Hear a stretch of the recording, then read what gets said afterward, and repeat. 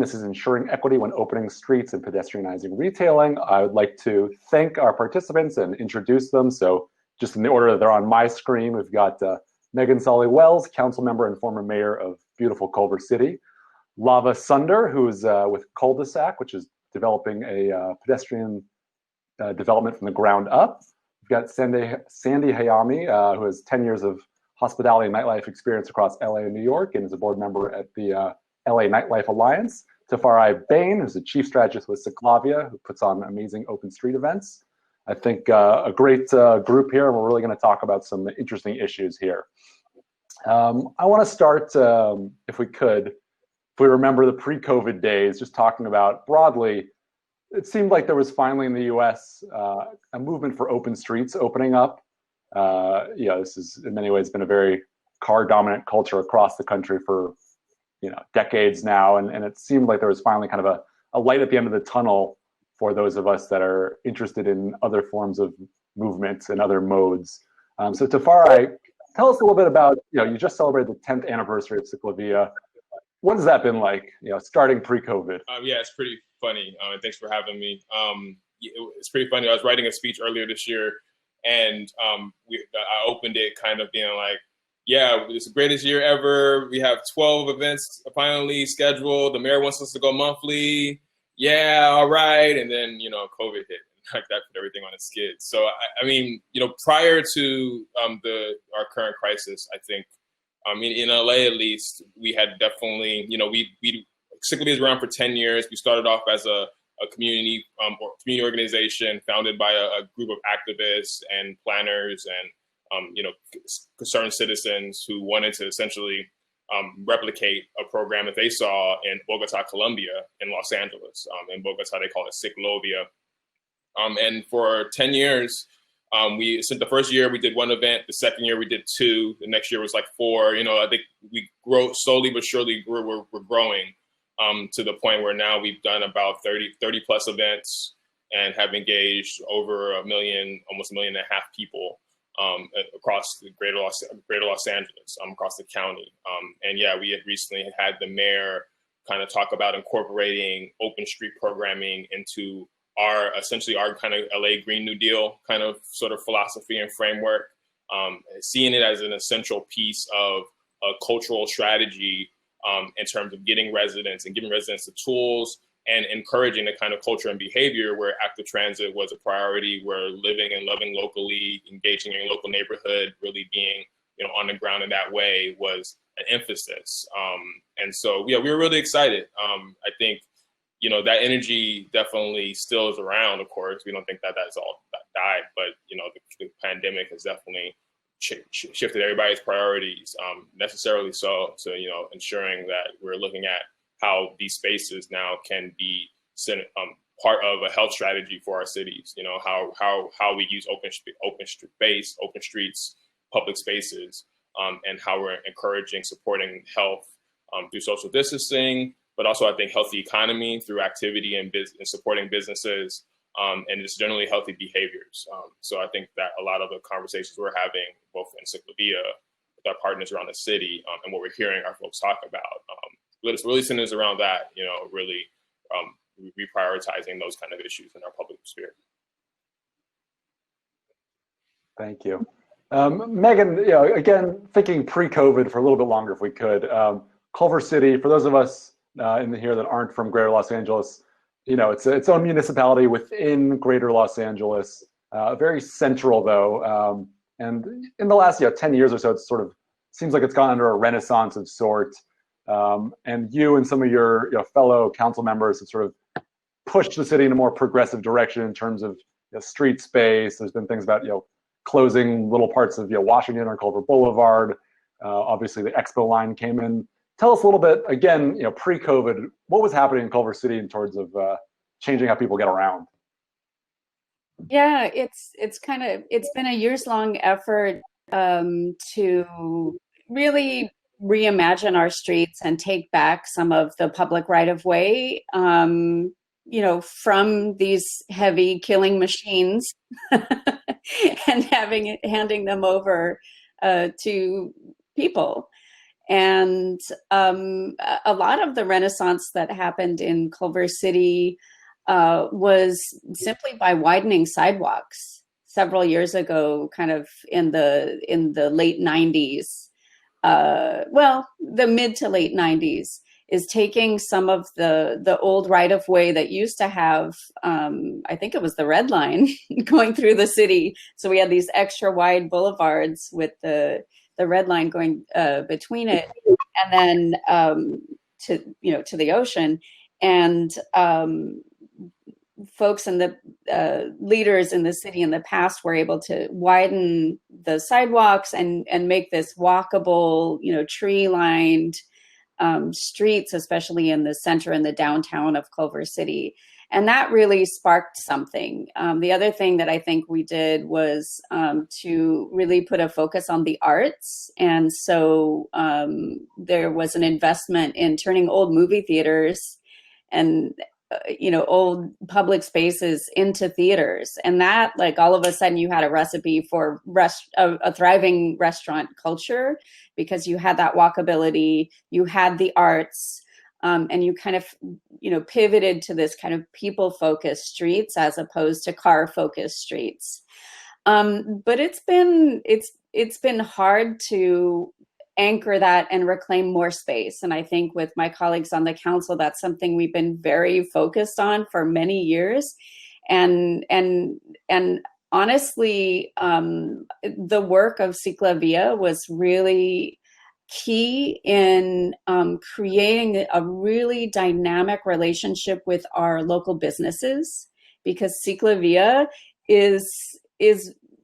it's about discovering local businesses. It's about, slowing the heck down, seeing what's around you and experiencing the city in a very different way than most people are used to engaging with a city. And so our partners in the Downtown Business Association are like such mega fans of CicLAvia that, like, when they knew that we were going for a grant from Metro to schedule one, like, they couldn't get at the table fast enough. Like, they would chide me because they're like, we want to be there. We want to program. We want to do this, because they knew it was fundamentally, like, good for them, and that this was their clientele. Right. And so I think that kind of gave us this culture shift, especially anchored in our small businesses, that we really see today in, this outdoor dining that we're doing to cope with and find a way to live with the pandemic. And I think that without that, that background of having worked with CicLAvia for so many years, we've been through several of them, and we were going to get one this year too. I think it's been really eye-opening, and what I love about it is, like, it's proof of concept, because when I was born and raised in LA, but then I went and lived in Europe and in France, notably, for many, many years, and it was like, oh, wait a second, like, it doesn't have to be that way. No, it doesn't. And I think what CicLAvia does is it brings it to, so people can experience it for themselves, and they realize, like, oh, wait, this car-dominated culture doesn't have to be the way that we live our lives. And in fact, it's a lot better when we live differently and make those choices. That proof. Yep.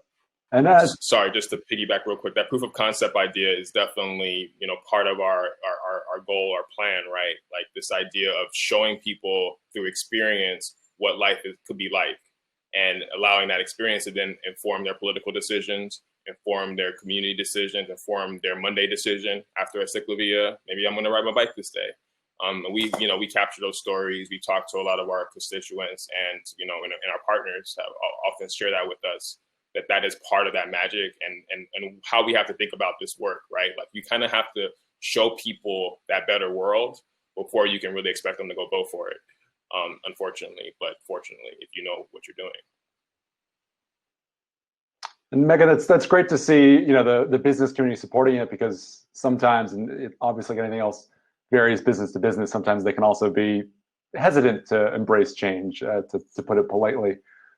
Sandy, I want to think about your lens into the kind of broader, nightlife hospitality business. Again, we're keeping it pre-COVID for a few more minutes, but how have in the past, restaurants, bars, other businesses, how do they view the opportunity to open streets? I think a lot of people want that, especially with Nightlife and our organization. We've always thought about how we can use more outdoor spaces and like parks, parking lots, or just more outdoor spaces to be able to create events that are also daytime events where it's an all family affair and it's not necessarily tied to just like a club atmosphere, a way for us to support culture in the city. I feel like that's one of the ways we've been thinking about it. I think everyone likes outdoor spaces. I think everyone in this panel certainly does. Lava, Culdesac has obviously been in the works for a number of years now. Like any ground up development, takes some time. What was sort of the inspiration again to build a pedestrian focused community from the ground up? I think you're on mute. More than just pedestrian focused, Culdesac is actually completely car free. So no residents, as provision of their lease, will own cars at Culdesac. And so to kind of what everyone's saying here, it's really like truly a city built for people and not for cars. In terms of the inspiration for Culdesac, I think the real inspiration was seeing all of the innovation in the mobility space. So you're seeing e-bikes and scooter share, and of course ride share, and seeing that populations are shifting to not owning cars, but seeing real estate for the most part remain the same. And so there's been a lot of really great community movements, of course, towards car free. But we felt like the best way to really push forward the vision of cities for people is by building ground up car free developments. It was the first from scratch in the US. We of course hope it's not the last, but I think we're seeing, of course, with COVID, the slow streets and the open streets movement building nationally. And so the excitement for Culdesac and communities like Culdesac is only growing.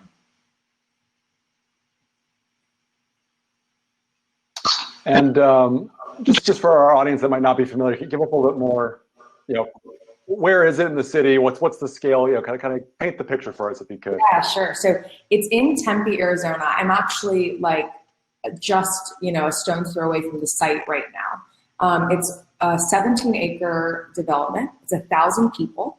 Like I said, it's 0 residential parking, but it's right on a light rail.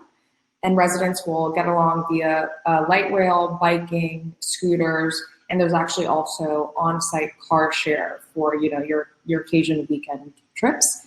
It's going to have 16,000 square feet of retail, so it'll have an on-site grocery store, restaurant, co-working space. So it's really going to be a sort of 5-minute city, and it actually also has 3 times as much open space as a typical development. So over half of the development is open space, including like a half-acre park, courtyards everywhere, plazas that are kind of influenced by Italian plazas.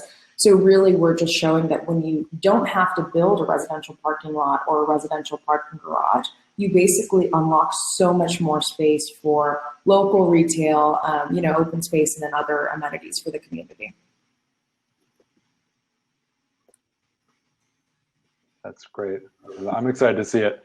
You mentioned something sort of the 5-minute city, which I think is a nice spin on, it's become kind of popular in the last year or so, the 15-minute city concept out of Europe, with the idea that basically everything a citizen might need, recreation, jobs, food, et cetera, is all within a 15-minute walk or bike ride or train ride.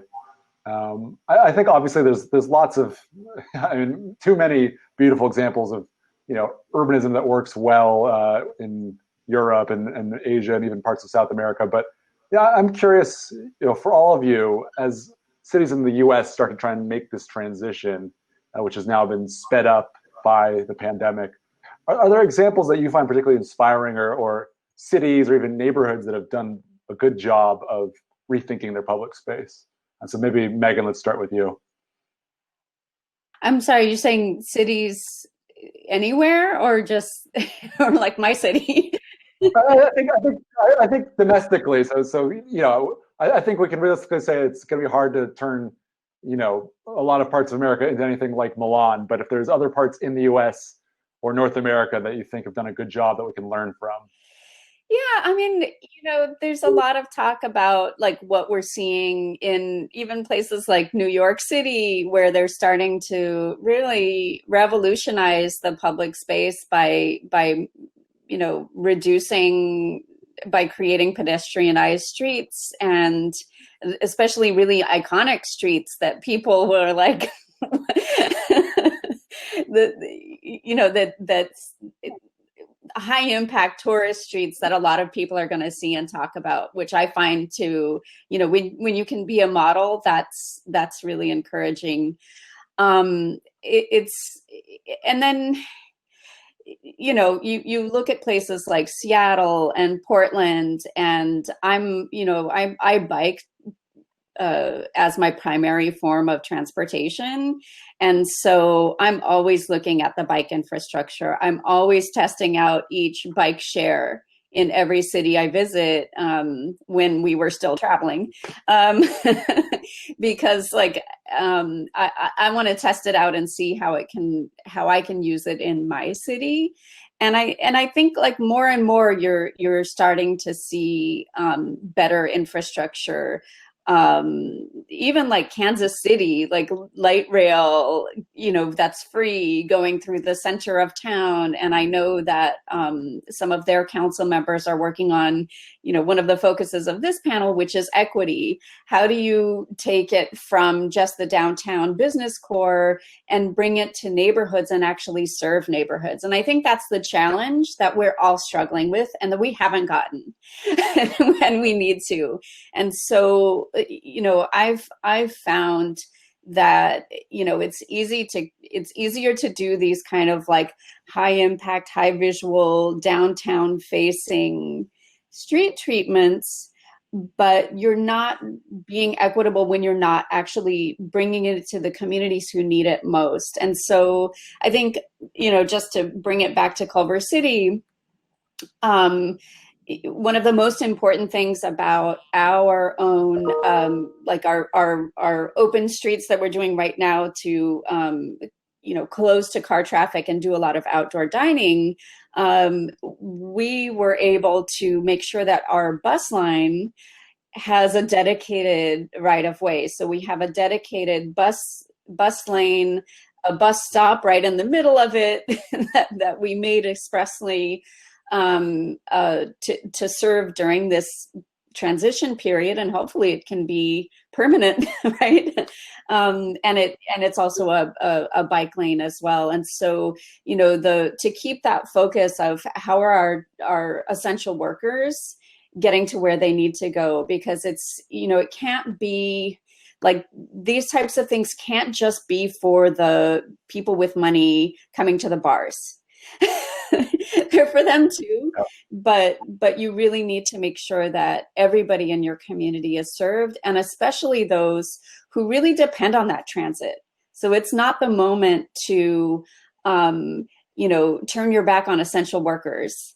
It's actually the moment to increase access and to make sure it's safe and to make it free, actually, which is something else that we're working on. And I feel like this pivot that we're making right now, for the past couple of years, but really more focused now than ever, is, if we're not guiding our city planning with equity, we're not doing our job. Yeah.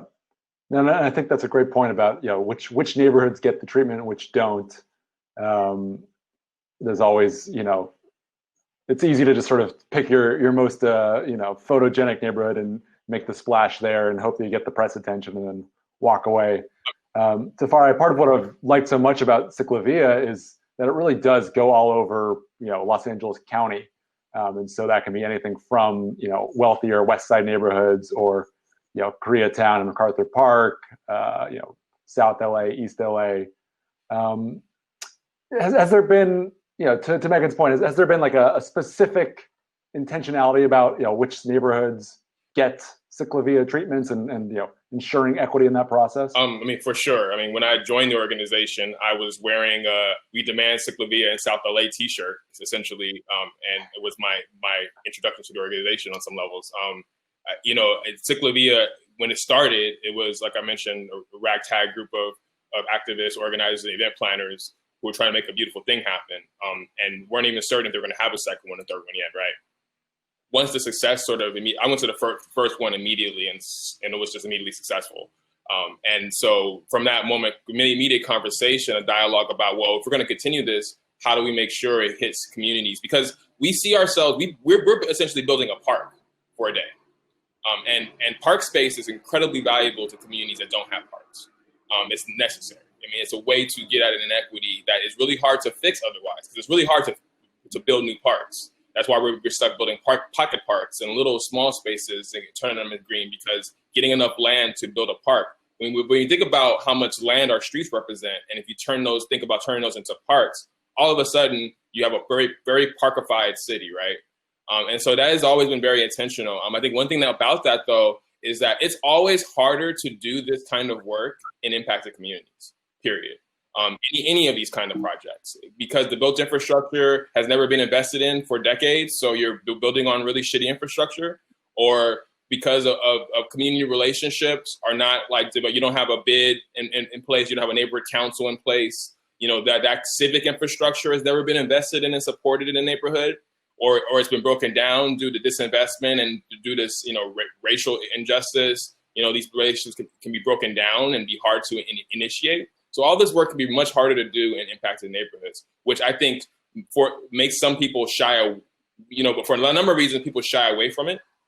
And for an organization like mine, and for leaders like Meghan, I think we know that hard work is so necessary. So we do it anyway. But that sometimes means we have to put more resources towards it in order to make it as successful as the places that don't need as much resources, because they have so many other built-in advantages.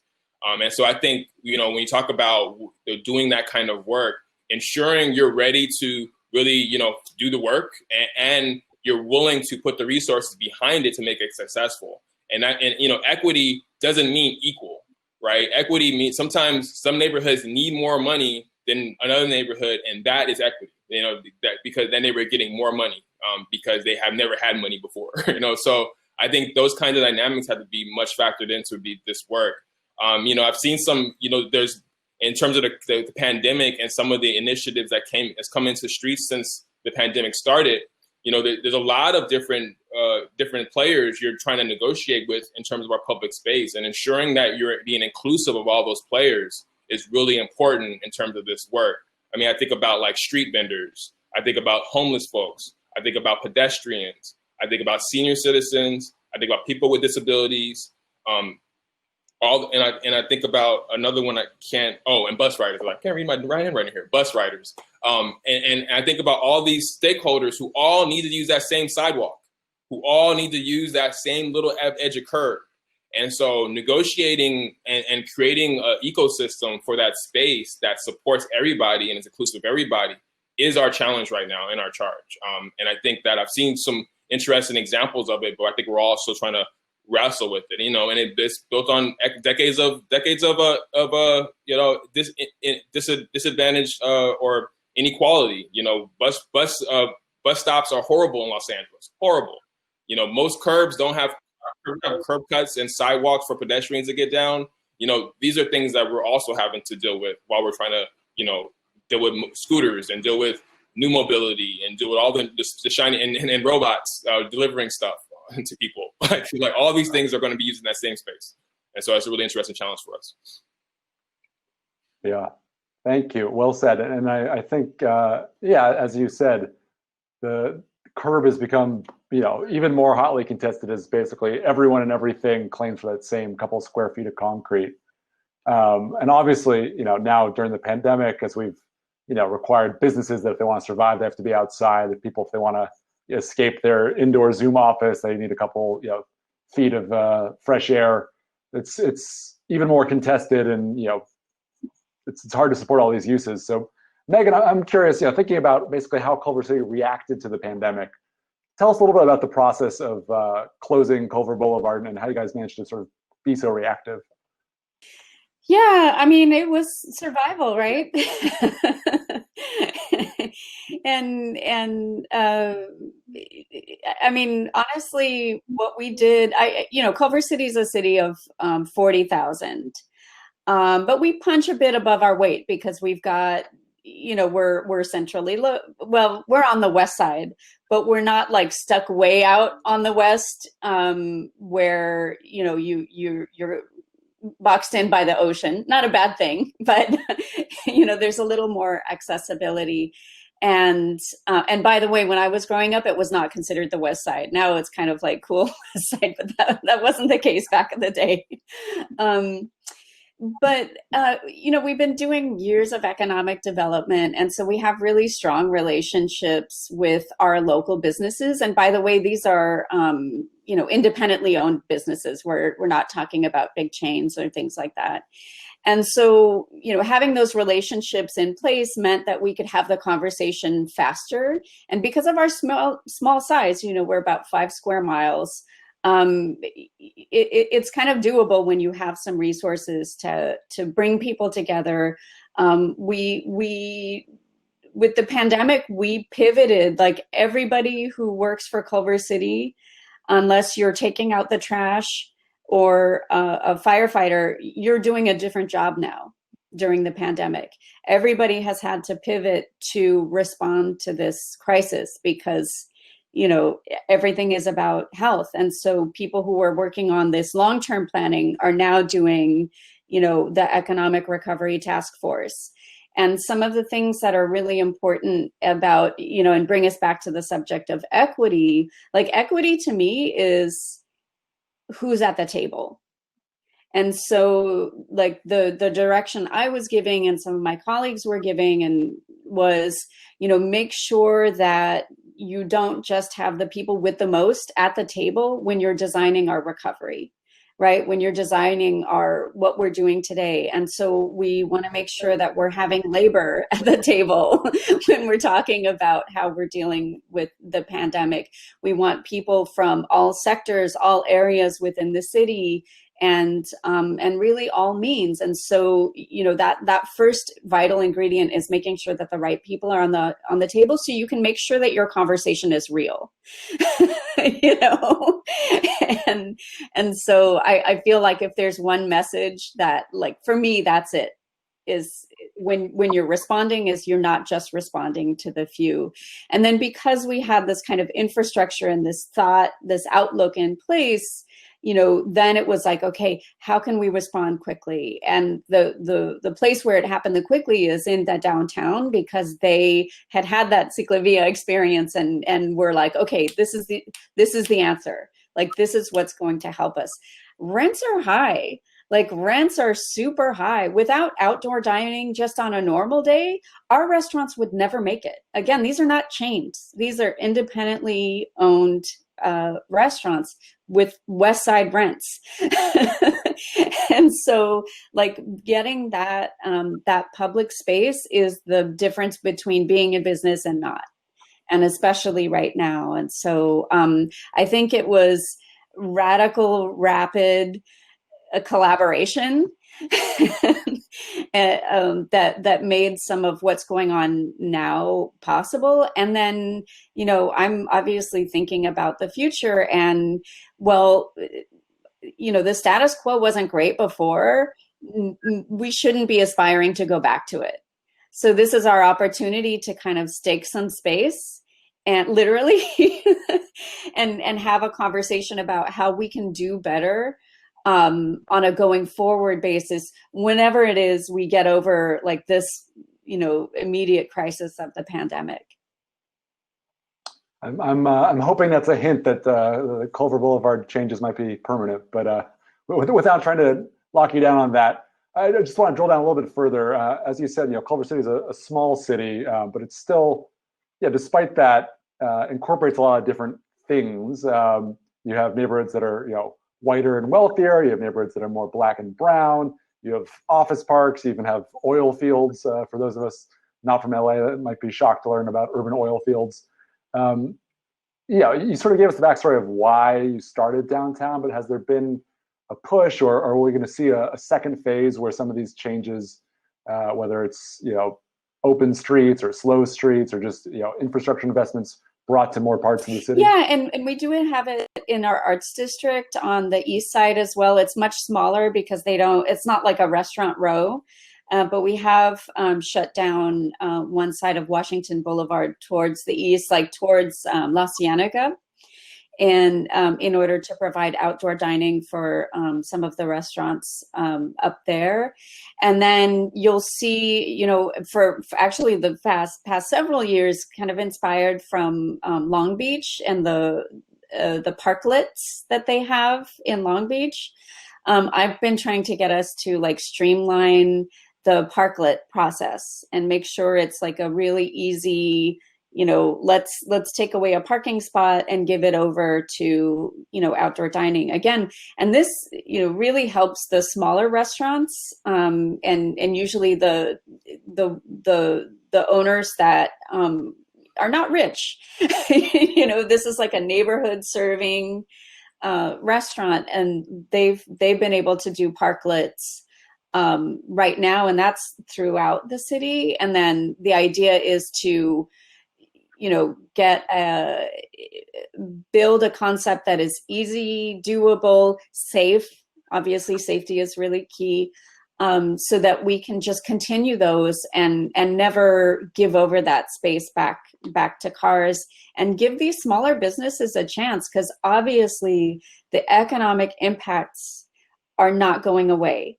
Like when they're able to do indoor dining, it's not like they magically get the rent back, or they magically, get those months back of lost revenue. It's just not coming back, and so it's going to be a long time to recover, and we need to really focus on making sure they survive, because these are, again, like neighborhood serving. A lot of the people like live in Culver City who own these restaurants, and so obviously we don't want to see that go away.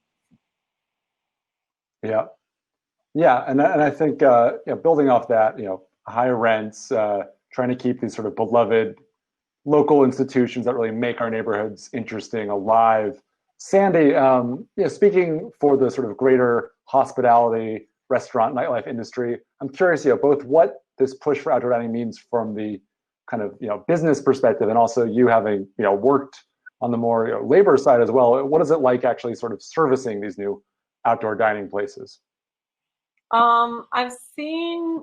I mean, it's very challenging for business owners and for employees.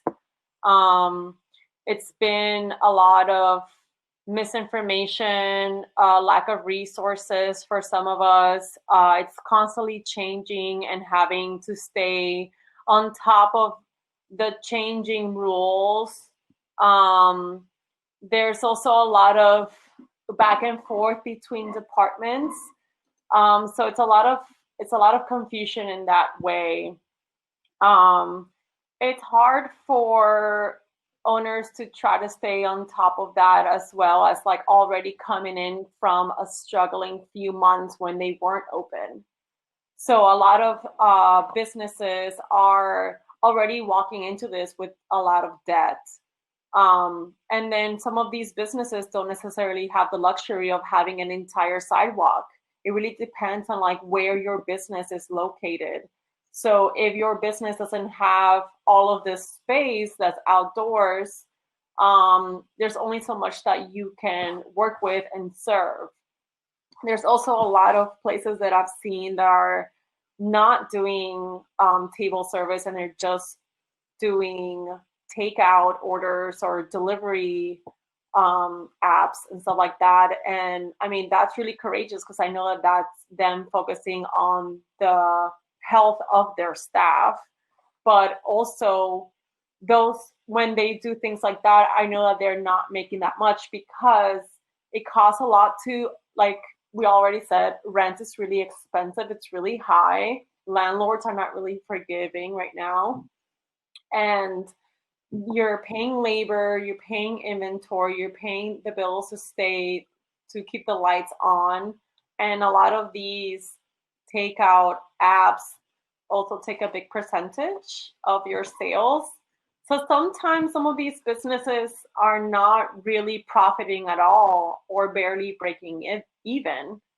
We've also seen how some marginalized communities are not necessarily having the support that cities like Culver City have.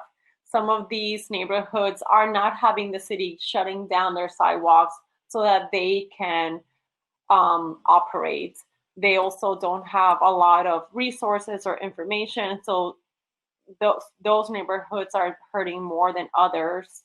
And yeah, me as a current waitress trying to pay the bills, it's been really challenging. And I've also have noticed how some customers are also not very sympathetic, and some people just don't realize that they're going out during a pandemic and are very disrespectful and rude and demanding. And that's another challenge because we're all putting ourselves at risk to serve you. And that's not really appreciated sometimes. But yeah, I have a lot of friends who are bar owners and restaurant owners that have to close their bars. A lot of them had a really hard time surviving. They were having issues with the PPP loans, saying that they had so many restrictions on how you can use the loan, and if you didn't use it, you had to pay back with a lot of interest.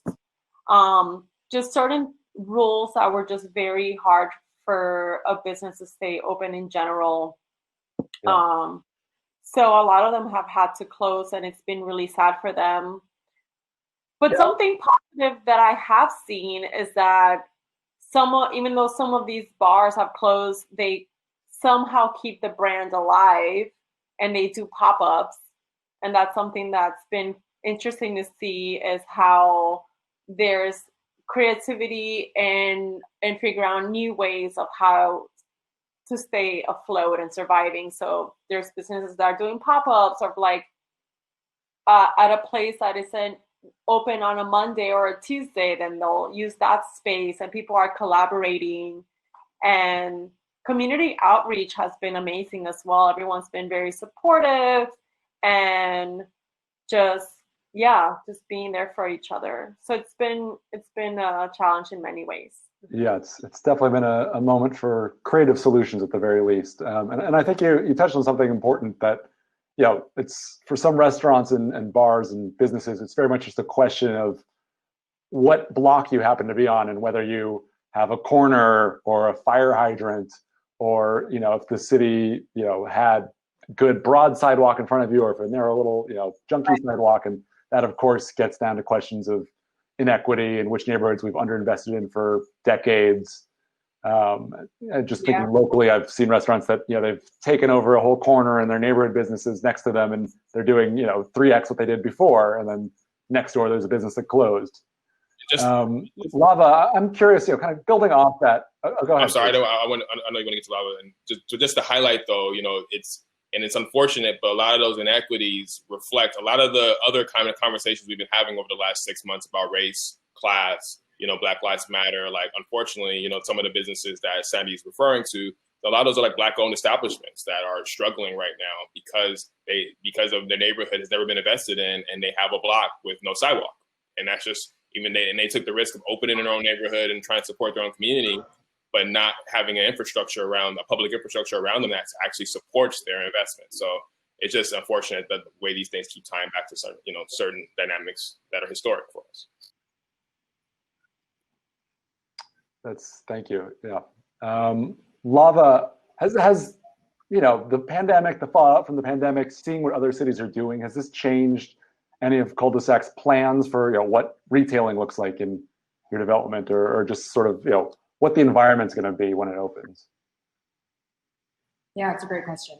I mean, I think that to Meghan's point, really what everyone's been saying, we're seeing nationally the biggest paradigm shift in U.S. urbanism in the last 30 years. Like what's going on right now nationally is really amazing. So Culver City, of course, that's so great, Meghan. But Culdesac is even tracking cities nationally, and I think something like 50 cities have done open streets or slow streets programs. New York, just recently announced that their outdoor dining program would become permanent year round because I think, Tafarai, you said this earlier in the conference, but you said something like showing by experience. And when you show people what life can be like when you kind of make cities for people, no one wants to go back. So we're thrilled with like where the U.S. is going in terms of urbanism, specifically in terms of the impact of the pandemic on our plans. It's actually just made more people excited to move to Culdesac. So we have a wait list of folks looking to move in, and that wait list just has grown. I think, like I said, people are seeing what it looks like to live without a car. Remote working has also created an uptick in interest. So 50% of the folks who are planning on living at Culdesac Tempe actually come from outside Arizona. So predominantly folks in San Francisco and New York who I think are, tired of really high prices but still want walkability. And so they're kind of moving towards Culdesac Tempe. So overall, I would say our plans have remained the same, and we've actually just had more demand. And like I said earlier, because we already had so much outdoor space, we were fairly well positioned. So we actually didn't change anything. And I think communities like Culdesac will be sort of blueprints for a post-pandemic future. Got it. For the audience, I just want to remind everyone, if you have questions, we'll get to those in a couple minutes. Please drop them in the session chat box.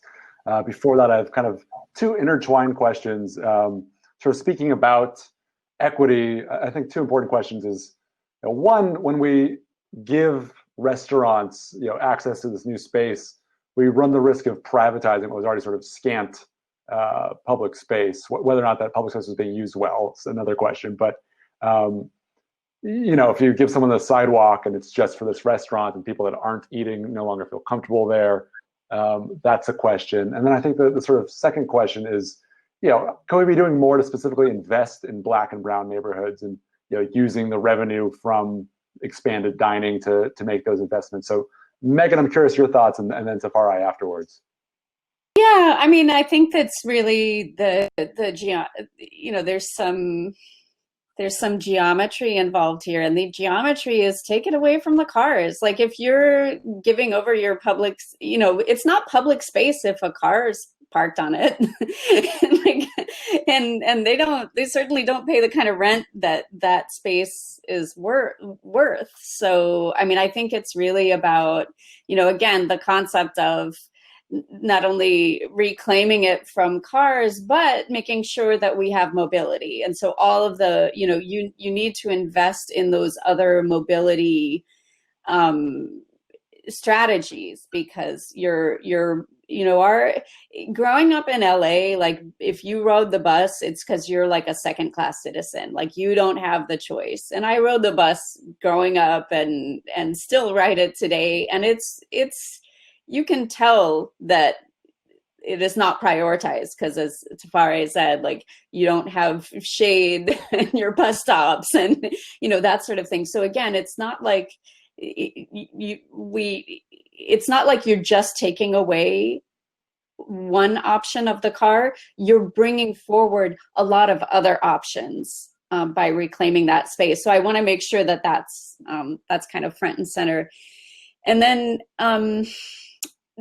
to the investment side, I think that, I'm glad we're talking about housing too, because housing is where government does racism. Like that is in our entire history. Like racism is through the zoning of cities like mine, redlining, racial covenants, where the infrastructure is, where the schools are. That's how we do racism. And so making sure that housing is abundant, accessible, and connects communities is really important. And then this really pernicious thing right now is that, oftentimes when you get these investments like, bike lanes, things like that. Or sometimes it's like environmental remediation, like we're seeing with the LA River. The problem there is that that is causing mass displacement. And so the real key, and the key to our investment is, investment without displacement. We haven't figured it out yet. But we did just pass rent control after being the only West Side city not to have rent control in it's even Beverly Hills had more renter protections than Culver City did up until last year. So things like tenant protections, land banking, making sure that your investment in making your community more environmentally friendly and accessible is not translating into the displacement of the people who already live there. That is our job. And I feel like all of our focus needs to go in there and in figuring those pieces out, because we haven't. And that's where, like, just to kind of come full circle, is that we need to, when we're doing this planning, we need to make sure that we have the people at the table who are the most impacted. And that's, I feel like that's where the revolution has to happen, is in making sure that we're really, not just giving an equity label, but actually practicing it. And to practice it, that means that we're very intentional about who's there, who's not there. And honestly, because I'm termed out also, I'm really focused on, how do you make the system more equitable? And so how do you make it so more people can be in elected office, and not just, the wealthy, lucky few who don't have to have a day job and give their time over to it. Like, so there's some structural inequities that we absolutely have to fix, and we have to fix it now, because we have with the climate crisis, with the crisis of racism in our country, like, there is no excuse to go back to that. And so I feel like we need to commit to doing better by everybody, and not just the few. Well said. Thank you. Tafarai, please. Yeah. It's hard anything that Meghan didn't already hit really well. But I think the only things I would further underline or highlight, it's just really important to engage in this work, engaging with people, and doing it, thinking about partnerships, right? Thinking about how you're really including as many people as possible. To Meghan's last point, community, I think particularly right now during this crisis, people are scared to go outside. People are scared to door knock. People are scared to actually engage with each other. But I've worked with some community organizations right now who are doing amazing jobs keeping connected with their constituents and their residents through Zoom, through social media. These tools exist. And of course there are some, everybody has a high-end computer at their home, but it's still an opportunity to engage with everybody, to engage with people. And we got to take as many of those opportunities as possible right now, and not, and create as safe as possible. We just did a community bike ride, looking at some new bike infrastructure that's being put in on Broadway in Manchester, right in the heart of South Central. And it's beautiful protected bike lanes, high-end infrastructure. And we did a community bike ride, a socially distanced community bike ride. Everybody had masks, everybody had gel and sanitizing gel. We were all distanced, but we were able to ride the community together and show off this new infrastructure and do some planning activities with folks, getting feedback from them about how they wanted that infrastructure improved and where else they might want it in their neighborhood. And so there are opportunities to do this work right now and still do that kind of engagement. I think that this is incredibly important. I just think it's also still important that all these projects have to be within a broader economic development context, right? Like, you're just working on your thing. No, you're working on something that impacts the whole community. And so how are you ensuring you're bringing everybody to bear to support economic development for everybody? You think about a neighborhood and a strip, it's, you also could be thinking about how you're supporting entrepreneurs and small businesses through bringing in street vendors, right? Like, through looking at some of those non-traditional players who are actually very integral parts of our culture, of our cities. And we need to continually invest in those parts too. Yeah, I don't know. And Meghan hit a lot of great points. So I think, housing, it's incredibly important in this dynamic. and ensuring that this is tied to conversations around broader, again, economic development and community development. Yeah. Yep.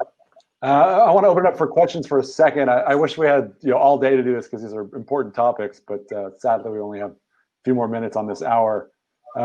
Thomas B asking a question about, I think, the assumptions that we make about the status quo. So who decided we should all be able to drive right up to our residences?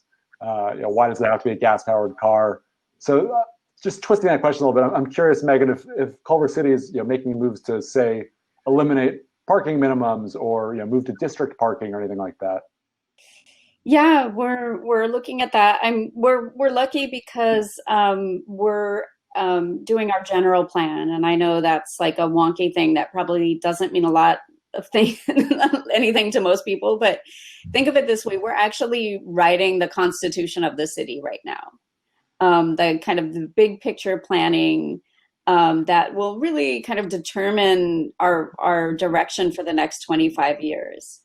And so it's interesting, we started this process before the pandemic, and it's like hitting right here in the middle of it. And so, and in a sense, if there is a gift in any of this, extreme trauma and strife that we're living through, maybe it's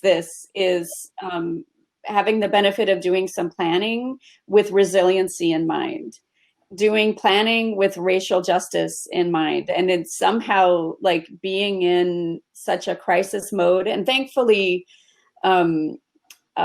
we had a healthy enough reserve where we didn't have to just cut everything to the bone. Investment in public services and investment in government and good financial planning is absolutely essential too. And so I know that we're really lucky to not have to, even though we have like a hiring freeze and all of that sort of thing, and we've made some cutbacks, we haven't had to cut back on the planning.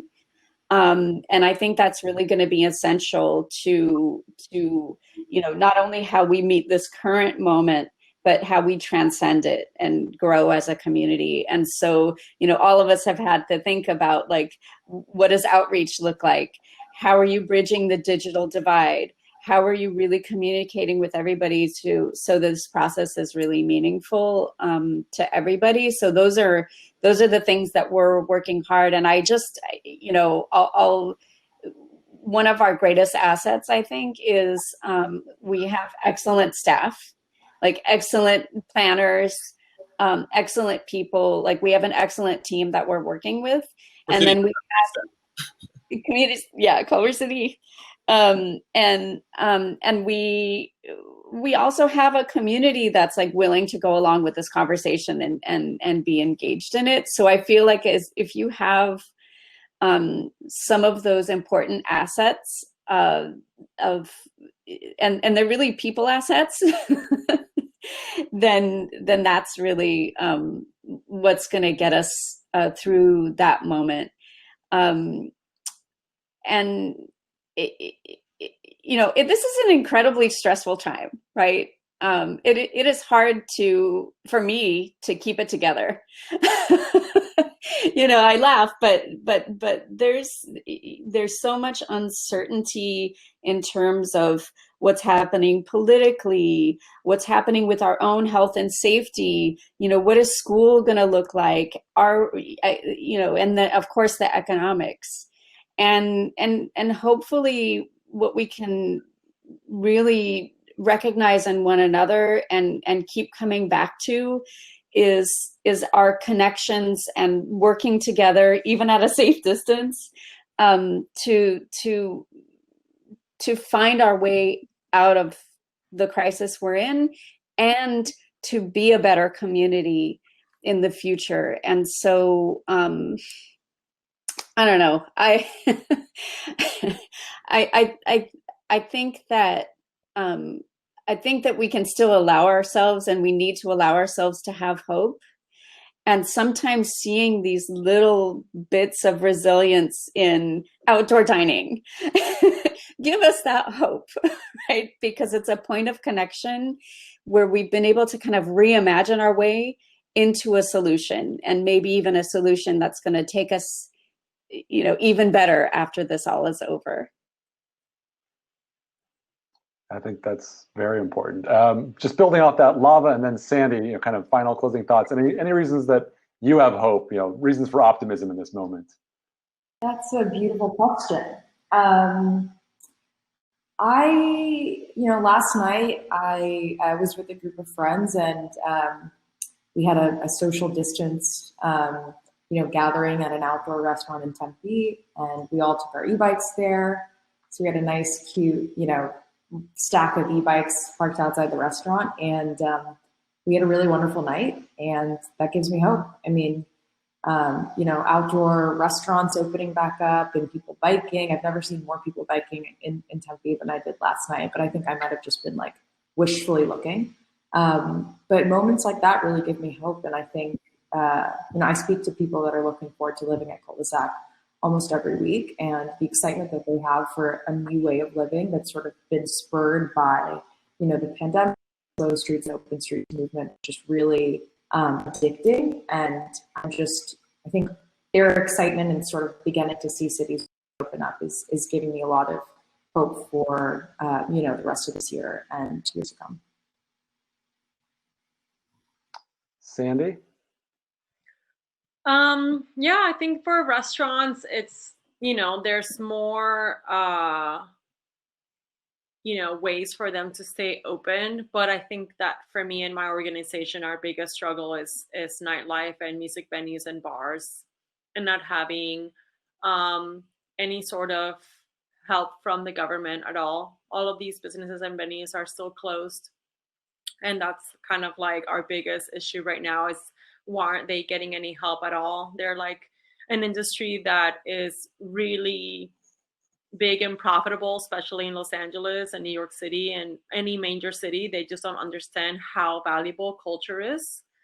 And it's always an overlooked industry. And until they just need to realize how important it is and to support it. And any legislations that they make, they need to be able to save those spaces. Yep. So it's hard to look positive in our industry.